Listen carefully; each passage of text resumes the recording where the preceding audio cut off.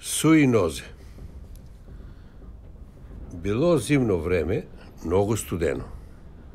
Отка завршил ручоко, свекоро си прилегнал на едено кревет, а свекрвата на другие.